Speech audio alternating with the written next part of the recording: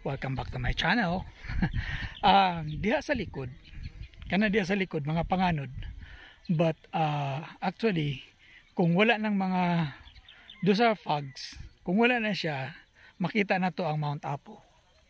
So Mount Apo na dira, the highest peak in the Philippines.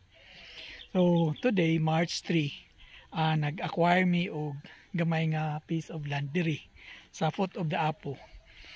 Pluto ni siya, Sitio Pluto, Balutakay, Managa, Bansalan, Davao del Sur. So agpalit mi og gamay nga luna. This is 450 square meters. Kanina sa kong likod, 450 square meters. Mga teachers ang tag-iya, ibaligya nila kay sila panginahanglan, so ibaligya nila ni Samoa.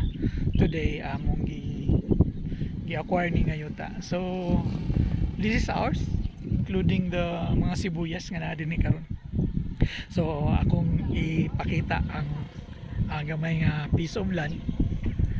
So nanapod ni bagong venture diri, manguman na pug ko diri.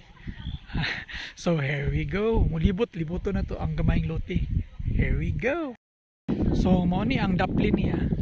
Daplin na ay mga gabi man siguro ni, gabi na ay mga gabi. So mo na ang daplin. So diri kung tanaw na to, so bakilid siya. Musaka ta mo ni diri. So sa una kapihan ni siya na ay mga kini mga remnants ni siya sa kape, gipang putol nila ay tigulang na daw ang kape. Pero ang akong plano, magtanom ko diri og kape, magpat na po ko diri kapihan gamay. Unahon ako diri sa iyang palibot. So palibot, so tomorrow ako ni siyang koralon para na siya nalan siya planan. Koralon ako siya para dili maagi-agian. Okay, here we go. So kana si madam, kana mo na siya ang tag-iya, siya kana nakayelo, kanang babae nga nagkaway-kaway, muna na siya ang tag-iya. So ang daan nga tag-iya, ang bago nga tag-iya. Napako yung mga kauban, ako mga anak. Okay, nanata sa taas. Padung dari.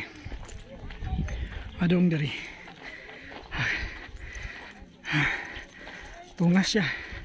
So ang ed niya kay kapihan. So dira kapihan. So kung mahilig kag kape, siguro familiar mo sa mga Mount Apo coffee. Diri na siya gikan ang Mount Apo coffee. Kini nga lugar is known to be the source of quality coffee diri sa Mindanao. Permintin sila makadaog sa national competition, no, sa coffee quality competition. So diri mo na po ni diri ang akong kalingawan. So morning sa Pika side na akong boundary. So kung nakadiri, that's the view. Lalay-balay diri sa mong kilid, no. Pero okay ra na siya. Pwede mi makabuhat og medyo taas-taas nga balay para unobstructed ang view. So natay view dira. Kana is Mount Tampurong. Kana diya nga side na diya ang Digo City. Diri. So nice view. Ang climate diri bugnaw. Mo ni ang gusto na mo diri kay this is a getaway place. Kung kuan mainitan ka dito sa syudad. So ayan, good luck to us. We're happy to acquire this piece of land here. This has been Wandos. Bye.